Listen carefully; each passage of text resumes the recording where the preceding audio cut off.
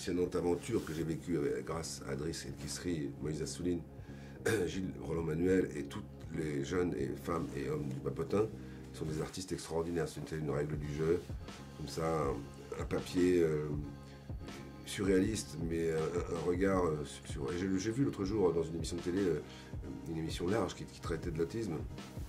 Et c'est vrai qu'en France, on est un peu nous...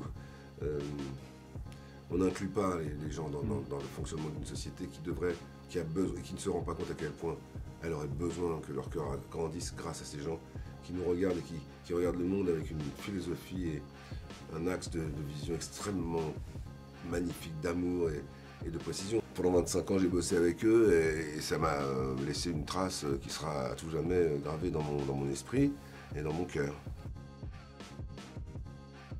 Oui, parce que je prends beaucoup de cours de danse là-bas avec mon professeur qui s'appelle Michael Vatincourt. Et je fais du contemporain et de la barre au sol. Donc d'abord c'est un lieu, je trouve, mythique, le café de la gare, etc. J'adore cet endroit avec le flamenco, les cours de hip-hop, les cours de yoga, de miafra. Il y a toutes les origines de la danse qui se mélangent.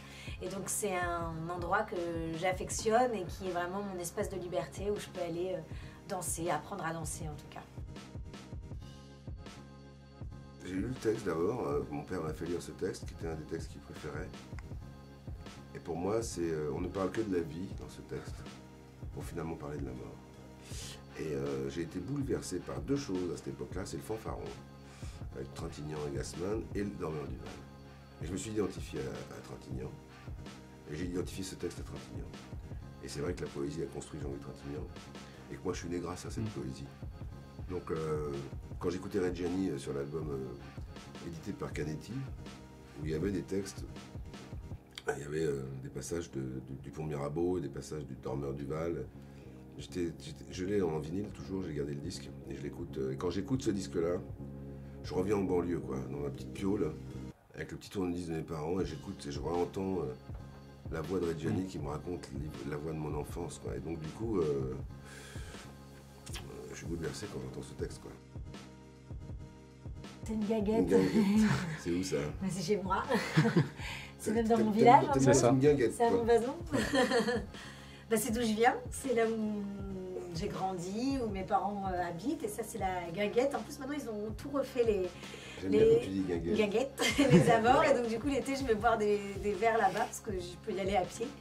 Et c'est vraiment un peu mon refuge, hein. Déjà c'est chez papa-maman, donc c'est là où on aime aller, se faire cocooner, les bons petits repas, c'est là où du coup je peux dormir et ne voir personne si j'en ai envie, si ce n'est ma famille. Et donc voilà, c'est vraiment là où j'ai fait mon collège, mon primaire, mon lycée, etc. Et je suis extrêmement attachée à la Touraine, c'est une région que j'adore. Voilà. C'est beau la Touraine, hein. Oh, Love Addict, là vous avez Kev Adams. Venez voir ce film parce que vous ressortirez probablement le sourire aux lèvres, le cœur en baume. Ça se dit le cœur en baume? Du baume au cœur. Plutôt du baume au cœur. En 15 secondes, ça nous fout la pression. Et voilà, je crois que c'est un film qui s'adresse à tous et à toutes. Surtout, donc vous pouvez le voir lorsque vous avez 10 ans, lorsque vous avez 60 ans, lorsque vous avez 30 ans. Et je trouve que c'est une force, c'est un film qui unit et réunit. Et je trouve qu'en ce moment, on en a besoin. Déplaceur, j'ai vécu à l'Olympia, à mon placard, mais j'avais aussi installé une salle pour qu'on recevait la troupe de théâtre dans laquelle je travaillais. C'est eux qui m'ont envoyé sur mes premiers agents, c'est grâce à eux que j'ai rencontré Georges Baume, c'est grâce à eux que j'ai rencontré Serge Rousseau, qui était l'agent de Marie Dubois et l'agent de Devers et de Depardieu à l'époque, c'était très important.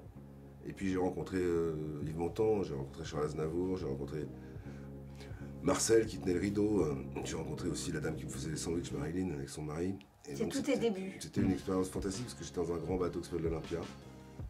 Un bateau fantastique, voilà, fantastique. Bruno Cocatrix, merci. Ouais, j'ai une très grosse addiction au sucre et ça a été mes goûters pendant très longtemps, pendant tout mon primaire, mon collège et puis même encore adulte. J'en ai chez moi là, maintenant ils font des tout petits formats donc c'est mieux. Mais il y a des moments où carrément le gros tube comme ça, je me le faisais en une soirée.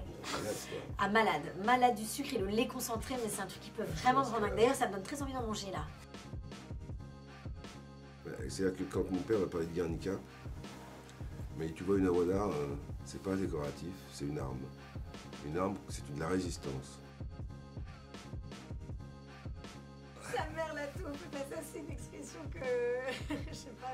C'est pas mal là, vous nous trouvez des trucs. Ouais, moi j'ai beaucoup dit ça au lycée, je disais sa mère la taupe. C'est dingue. Au lieu de dire une expression extrêmement vulgaire, et ben je transformais un certain mot. Mais attends, je suis affalé, moi je me vois à l'écran. Donc voilà, sa mère la taupe, voilà, quand je suis un peu énervée, tu me dis sa mère la taupe.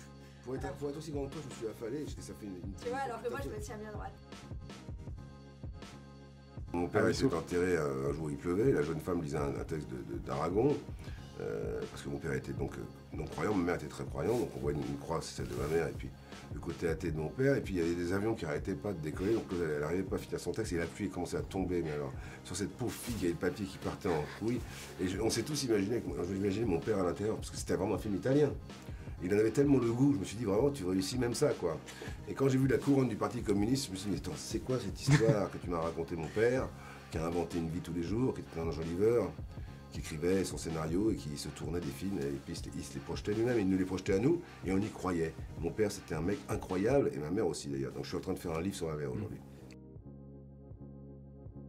À Stockholm, parce que j'ai vu la comédie musicale Dirty Dancing à Stockholm, mais je connais tellement donc je l'ai vu en suédois. C'est la capitale du Portugal, ça. Hein. Exactement, voilà, tout à fait au Portugal. Voilà. Et donc comme tout était en suédois, évidemment on ne pouvait rien comprendre, mais je connais le film tellement par cœur que ça ne m'a pas du tout empêché à pouvoir avoir les mêmes émotions que quand je le regarde en français ou en sous-titré. C'est une vraie femme française, hein. Elle est magnifique. Merci. Tu peux dire guinguette encore une fois? Guinguette, c'est la guinguette. Merci beaucoup. C'est la guinguette. Merci beaucoup. Elle est très mignonne votre petite. Elle est bien. Merci beaucoup. Bravo.